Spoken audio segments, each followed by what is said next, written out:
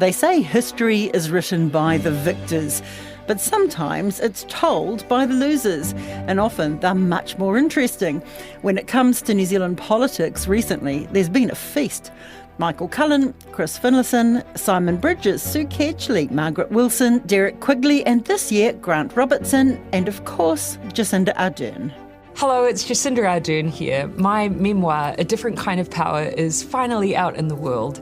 It's not your typical political memoir. What you get from the book is that she is a genuinely thoughtful and feeling person. She tells in great detail her childhood. I mean, you get to chapter 4 and she's still at kindy. Her first memoir is now available, and it's called A Different Kind of Power, and I highly recommend it. On the other hand, the book is incredible that here's someone who was Prime Minister for 5 years, doesn't talk about a budget, doesn't talk about the money they borrowed, doesn't talk about the crime statistics which went through the roof. The book had mixed reviews, but Oprah's a fan, and if David Seymour didn't like it, well, at least he read it. So this Christmas, what book are you getting for your pointy-headed political friend? I'm Alexia Russell, and today on The Detail, what makes a good yarn when it comes to telling political tales? Who's done it best? And whose story is missing from the bookshelves? We're including the memoir, the autobiography, the biography, both authorised and unauthorised. Well, you might add the manifesto as well, like Richard Preble's I've Been Thinking, or Roger Douglas's There's Got to Be a Better Way back in 1980, things like that. Jim McAloon is a professor of political history at Victoria University in Wellington. He talked to me last year when we ranked New Zealand's prime ministers. He is that pointy-headed friend and has read a lot, with a notable exception. I haven't read Jacinda Ardern's yet. I have read Grant Robertson's. It's a question of time, I'm afraid. Yeah. There'll be a few things to look at over the summer. Who is the person who hasn't had a book written about them or by them that you would really like to see in print? Well, there's quite a list. I think the two standout gaps are Sid Holland, who was Prime Minister, National Party Prime Minister from 1949 to 57. And he really created the modern National Party, or had a great deal to do with that. And then there's William Ferguson Massey, who was also a Conservative Reform Party Prime Minister from 1912 to 25. Neither of them have substantial biographies at all, and that's a great gap. Because they did quite astounding things, didn't they? They did. Well, I mean, as I said, Holland was instrumental in making the National Party a modern liberal conservative party, contributed greatly to their long-term success, very wily character, pragmatic, not regarded as an intellectual, but very, very shrewd. And then Massey, of course, ended that long period of liberal hegemony, really helped create the first mainstream Conservative Party in New Zealand, led the country through the First World War into the 1920s. Very hard politician, very tough, uncompromising, firmly committed to the British Empire, a villain to the organised labour movement, but perhaps not as bad as he's always painted to be. So did they also have interesting personal lives, or are you looking at mainly what they achieved? Well, I'm thinking mostly of what they achieved. Neither Holland nor Massey had colourful personal lives, let us say. They both were married once for their whole lives. They had children who followed them into politics, perhaps not achieving as high a level of success. But yeah, unremarkable in that respect. So I guess I am mostly interested in their political lives. What about today's MPs? Who are you curious about? Well, who am I curious about? Or recent MPs? Because I've been talking to some knowledgeable political people downstairs at RNZ, and two names that came out were Peter Sharples and Tariana Turia, who haven't had anything written about them, but Peter Sharples in particular has had a very, very interesting history. Yep, Peter Sharples, definitely. There is a biography of Tariana not too long ago. Yeah, they were both important figures. I think John Key deserves more searching analysis. There is a biography of him, but it was the John Rowan one. That's correct. correct, yes, and nothing against that. But perhaps now, with a few years since he left office, I think Key definitely does need another look. The other person who I think in that government is really interesting is Bill English. Quiet, self-effacing, but very much an achiever, and I think with a very coherent intellectual vision as well. And also he had, we talk about these things that always start the same. I went to primary school and I won a calf day, and then I went to intermediate school and then I went, But Bill English, coming from a huge family with other high achievers, that'd be kind of interesting to see how his life was formed, what influences on his life. It would. In many respects, he's a classic example of that farmer politician, like Keith Holyoake, like Massey himself, like Jim Bolger. And I think it gives them a certain relatability, if you like. Even if you might disagree with them, it's hard to dislike them, if you know what I mean. Yeah. Some top politicians who've had books written about them, I've heard, and John Key and Helen Clark fit into this descriptor, have heard them described as hagiographies rather than biographies. Is that a danger that their nearest and dearest are writing a sort of a love affair to their bosses? It's partly that, possibly. I think also often, and again, no criticism, it was what it was, but an early biography of Helen Clark, when she was, I think, not long into her time as Prime Minister, was perhaps designed to introduce in an extended way the politician to the public. And inevitably there's perhaps, with the passage of time, more distance and a better perspective where... and also, of course, now it's 17 years, 18 years since Helen Clark left office. Now we've got a bit of perspective and we can perhaps see things in the round. But her political life is not over. I mean, she's in charge. She's got the Helen Clark Foundation. She's still speaking around the world. She still has influence. How do you pick the perfect point at which to write these things? They've got to still be in the public eye, right? But their lives aren't finished. Well, I hate to say it, but the Dictionary of New Zealand Biography had one cast iron rule for inclusion. You had to be dead. and I think, certainly, as you say, Helen Clark's political life is still, she's still active. I think even Jim Bolger, who in his last years was more or less out of the public eye, still made interventions. So again, I think it's quite difficult to write about a living figure. Why do some political memoirs or autobiographies, whatever you call stories, do really, really well and others don't? And it doesn't seem to have a relationship to the popularity of that figure. Yeah, I think there's two reasons. One, with respect to the authors of some, is that the career of the authors of those best-selling ones is really substantial. And the other is that they really do have a gift with words.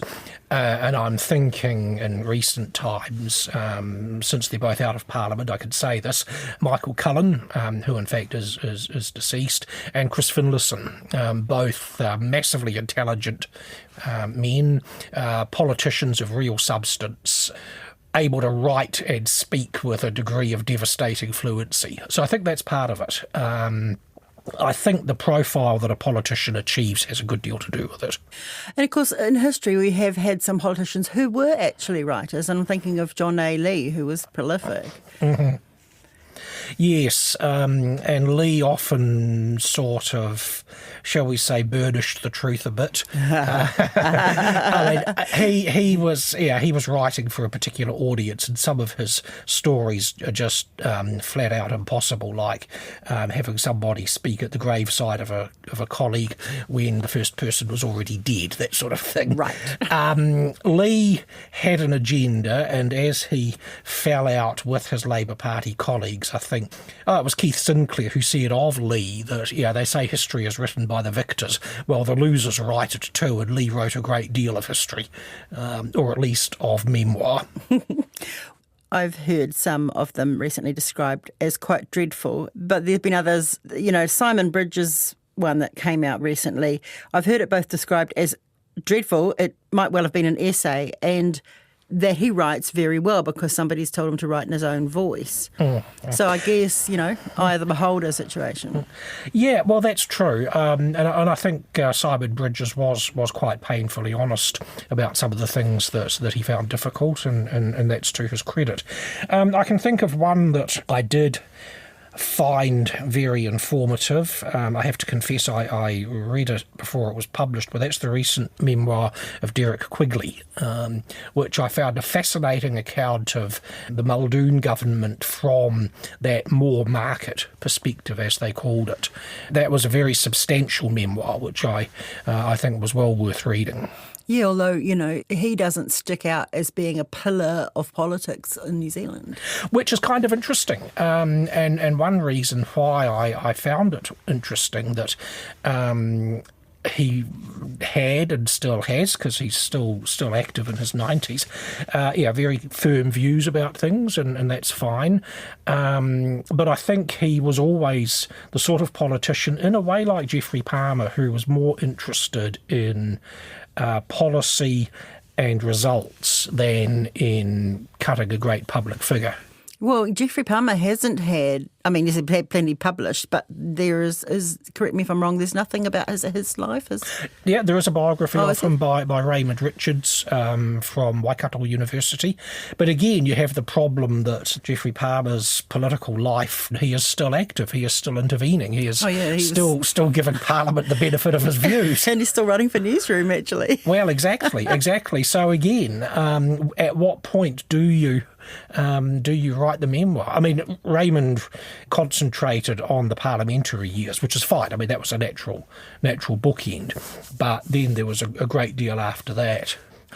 I suppose, too, that any sensible writer knows that they want to pitch in the middle. They don't want the sort of exhaustive detail that an academic reader might want. But they want enough of substance to make the book worthwhile. Actually, it mirrors politics. It does, yes. Yeah. So what's on your Christmas wish list? Well, I do need to read the Ardern work. I think I'd like to perhaps even forget about politics for a wee while.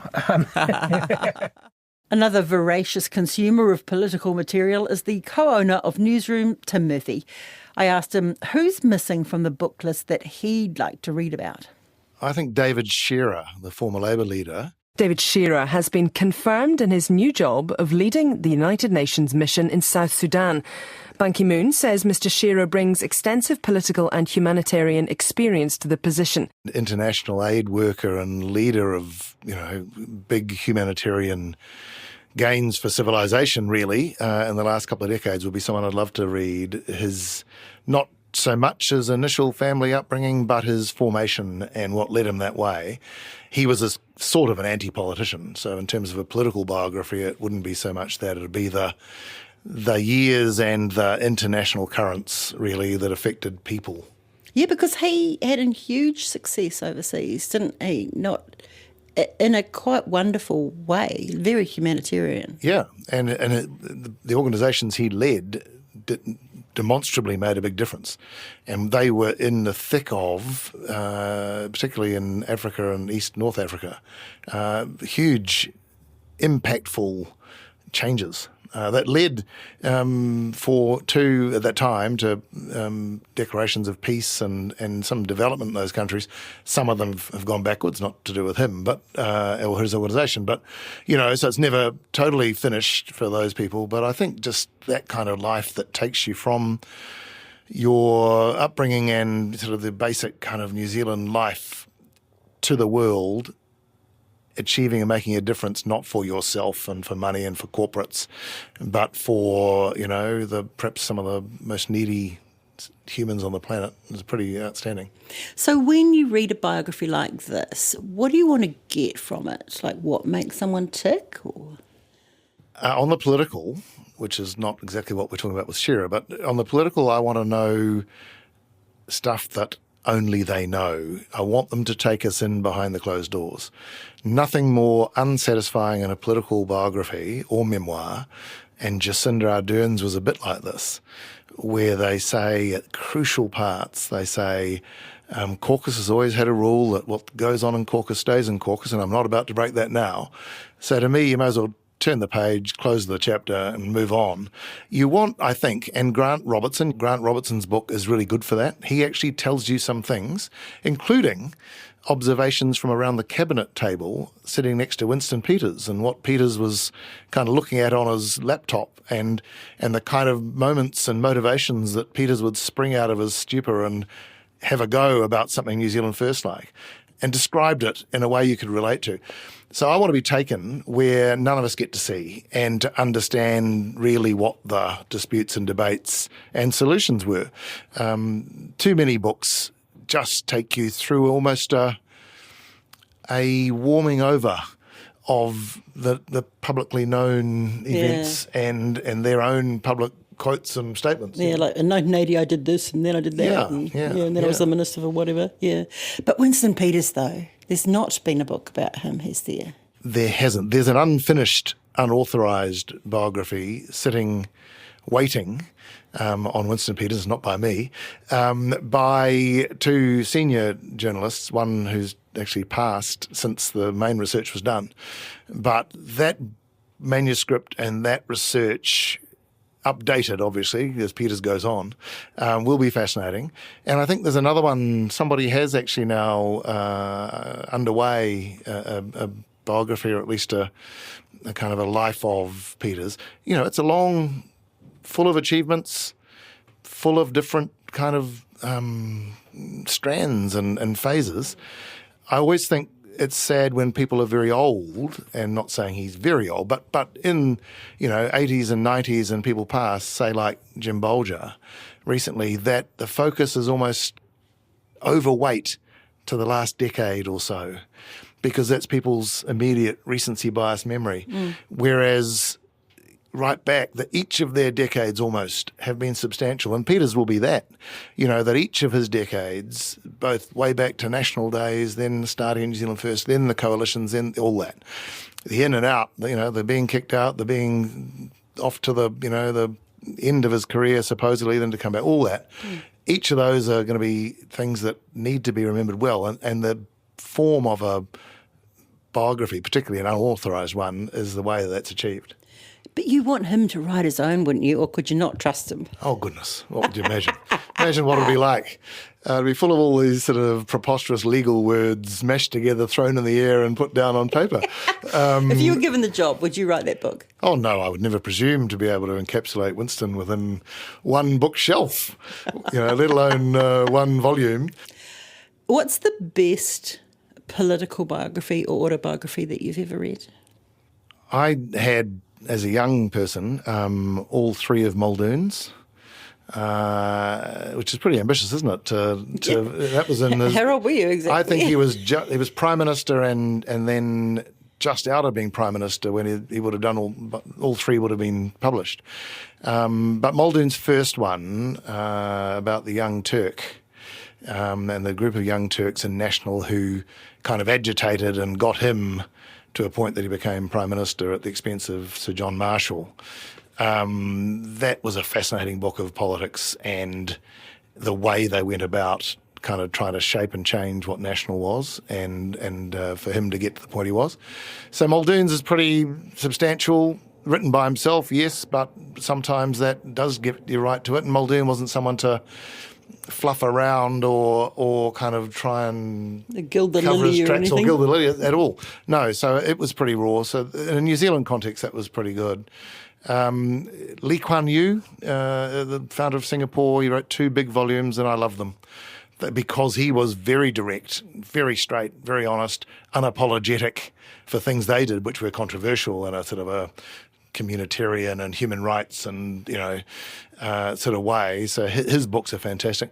One locally here that I think is one of the better ones of the recent crop of politicians is Simon Bridges, because it was done in a kind of raw, personal way that wasn't trying to be a big political treatise, wasn't trying to analyse everything. He just sort of gave his take on how he found people and situations didn't really go after other people, but did take you in and give you some insights that, I think is necessary. Yeah. And so it starts in sort of West Auckland churchy groups, youth groups, and just tells that life in a way that I thought was really different, and it tried a different approach that worked. There are others. I think Judith Collins' book was pretty dull for the political life that she had led, and also within it sort of took the chance to have a swipe at all people, John Key, which was a very unusual tack, really. What was Key's book like? Key's book was written by John Rowan, who was a colleague of mine at the Herald years ago. People have said it's too favourable and that it was, sort of too positive about Key. I think John Rowan recognised that John Key had this innate ability to relate to something in the New Zealand psyche. And so he recognised that throughout it and was able to kind of try and chart that. And so, yes, it's not one that went out looking for too many skeletons. It wasn't one that was sort of throwing a hatchet around at all. But it was a very good insight, I think, into how Key managed to do that and to achieve that. I think Jacinda's was well written, and you can see she's the communicator, but it was well written in a kind of stylized messaging way rather than a skilled written narrative, I think. Yeah. And I'm not trying to be critical of that. I just think it was nicely turned and delivered and polished. Looked like it had been polished and reworked, maybe by editors in the States who took that book on, maybe by her with her skill. But yeah, I thought it wasn't perhaps as profound as it could be. Of course, there's a danger when you're still in your 40s writing a book about your life. You reckon there'll be another half? I mean, she's not finished. No, of course there'll be others. She has so much more that she'll do.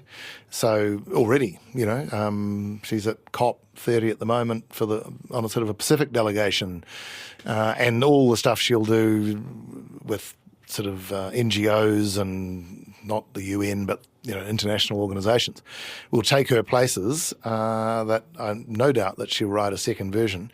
It was interesting. Hers was memoir rather than an attempt to fully cover her life.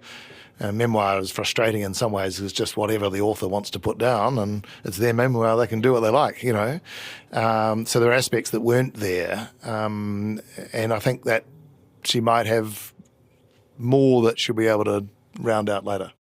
Jim McAloon says there's often another motive for racing into print mid-career. It can almost be a pitch for greater things.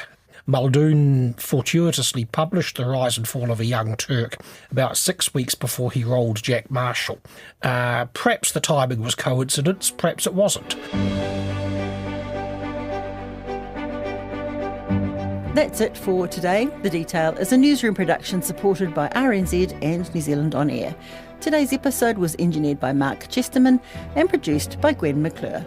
Thanks to Jim McAloon and Tim Murphy. I'm Alexia Russell. Happy Christmas shopping.